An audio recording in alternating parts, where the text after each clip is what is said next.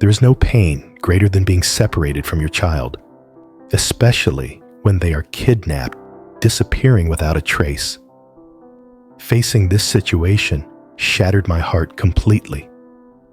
I ran all over the house and around the farm, searching every corner, but there was no sign of Henry. My mind was filled with anxiety and despair, not knowing what to do, only feeling an unbearable pain as I looked at the empty space where my child used to play. Each step I took felt heavier, and each second that passed felt like an endless year. I couldn't stop thinking about him, about what might be happening to Henry, whether he was safe, whether he was in pain, or if someone was holding him somewhere I couldn't find. At that moment, I thought of Alex. Would he be able to arrive in time to help me find him? Would he be the one I need right now, standing by my side, protecting me and searching for Henry with me? I didn't know, but I hoped that he would appear exactly when I needed him, because I couldn't face this alone.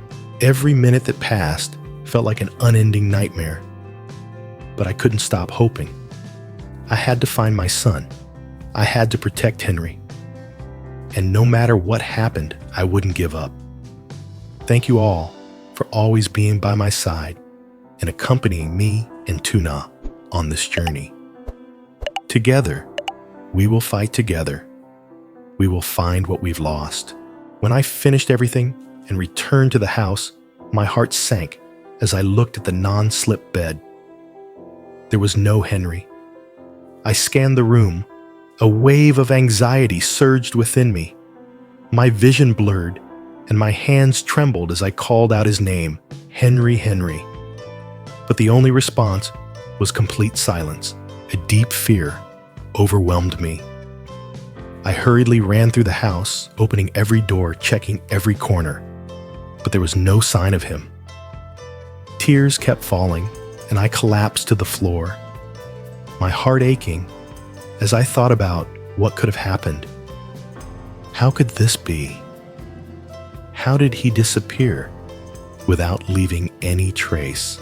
I returned to the room, hoping that someone had just taken Henry out to play for a bit and would bring him back. But that wasn't the case. The room was still empty, and in that moment, I felt like my world was collapsing. All hope had vanished, replaced by a profound sense of despair. Where is Henry? Everything suddenly felt so unclear, and I felt like I had lost myself. I hurriedly grabbed my phone, my hands shaking as I dialed Alex's number. My heart was racing, and I couldn't think of anything else but finding Henry. Fear and panic overwhelmed me as I spoke. Alex, I can't find Henry anymore. Alex's voice came through calmly, but I could sense the worry in it. What do you mean? What's going on? Calm down. Tell me what happened. I took a deep breath, trying to control my emotions, but the fear still gripped me, making my voice choke. Henry's missing. Alex, I can't find him anywhere. There was a brief silence. Then Alex's voice came through firm and urgent. Calm down. I'm coming right there. He hung up immediately. I stared at the phone screen in my hand, feeling as though time had stopped. Every second felt so slow, and all I could do was sit there, not knowing what to do. Everything had suddenly become so unclear. Alex was always the one I trusted the most, but this time, I didn't know if he could get to Henry in time. The love and worry I felt for my son, for this family, made it impossible for me to stay calm. The door opened, and I heard Alex's hurried footsteps.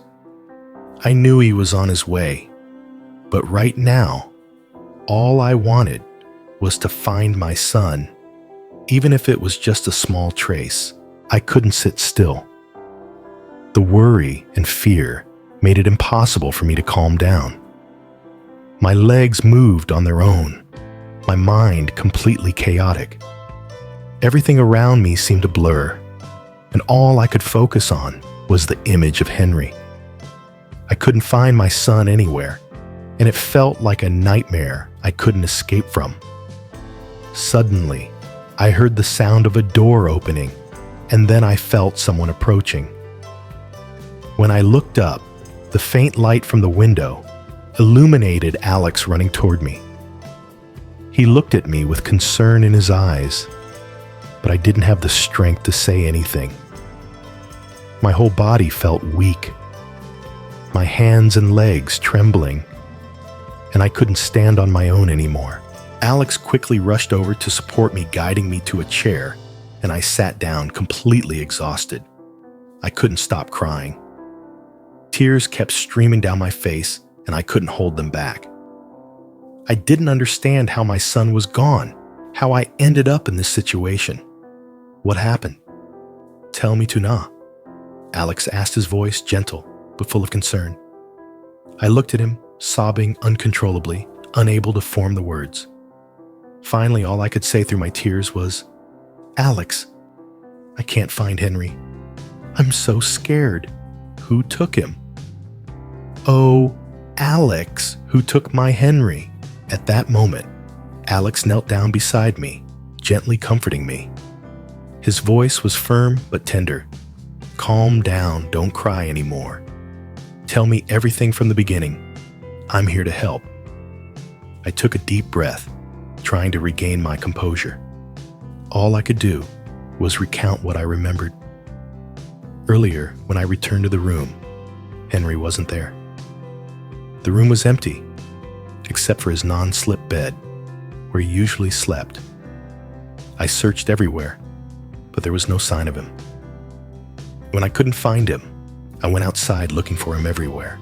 I could feel the pain in every word I spoke. I didn't know what to do or where to search next, but I knew I couldn't stop. I couldn't give up hope. My son was out there somewhere, and I wouldn't stop until I found him. Alex listened intently, not saying anything, just looking at me with understanding. He knew I was in turmoil, but he also knew that in this moment, he needed to stay strong for me. When I finished, he took my hand and said, I will help you, Tuna. We will find Henry. Don't worry. We'll do everything we can to bring him back. I looked into his eyes and felt comforted by his words and the warmth of his gaze. But inside, I still felt uncertain. Would we find Henry? And would the person who took him ever return him to me? My heart felt heavy as I stood there overwhelmed with endless worry. Every passing second was like a wave crashing inside me, but I had to stay strong to find my son. Alex and I decided to go to the authorities to report the incident, but deep down, another fear crept in. Would we have enough time to find Henry? Every minute was critical, and I couldn't stop thinking about my little boy, somewhere out there scared and alone. When Alex and I walked into the police station, I could feel the tension in the air. The serious looks of the officers made me even more anxious. But I knew that without their help, I wouldn't be able to find Henry. They promised they would do everything they could to find the culprit and bring my son back. But their promises didn't ease the fear in my heart. I glanced at Alex, and though he remained patient, his eyes mirrored my anxiety. He was always the one I could lean on, but this time we could do nothing but wait. While we were busy with the police report, something unexpected happened. My ex-mother-in-law, someone I never thought could have any impact on our lives, was the one who took Henry. She had taken him to a house I knew nothing about, the home of a distant relative. I couldn't understand why she would do this, why she would hurt me and my son. Didn't she realize I only wanted to protect my child? I would never give up on finding him. Now here we were standing at a crossroads with no way out.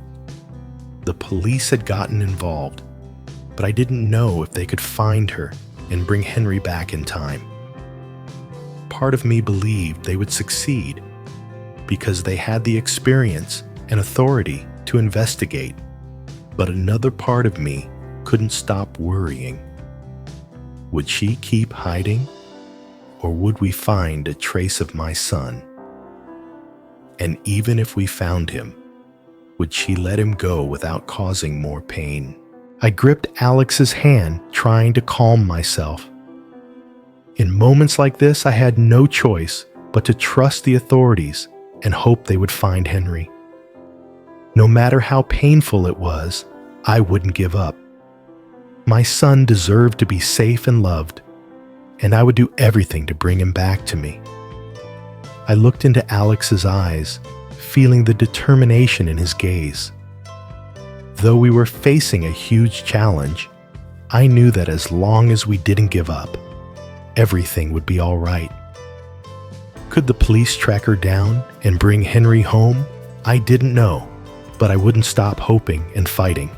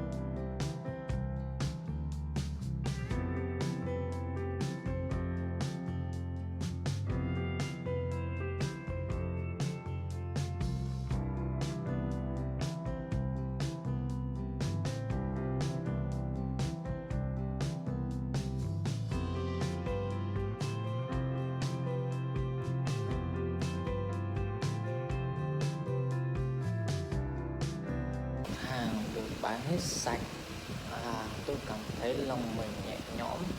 Thay vì vội vàng quay về nhà như thường lệ, tôi quyết định tự thưởng cho bản thân một thứ gì đó. Bước chân tôi dừng lại một quầy quần áo, nơi những chiếc áo mới đủ sắc màu treo lấp lánh dưới ánh sáng ánh nắng buổi trưa.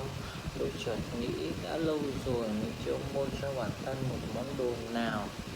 Có lẽ bây giờ nên thay đổi để khi đi làm nhìn tươi tắn, tự tin hơn.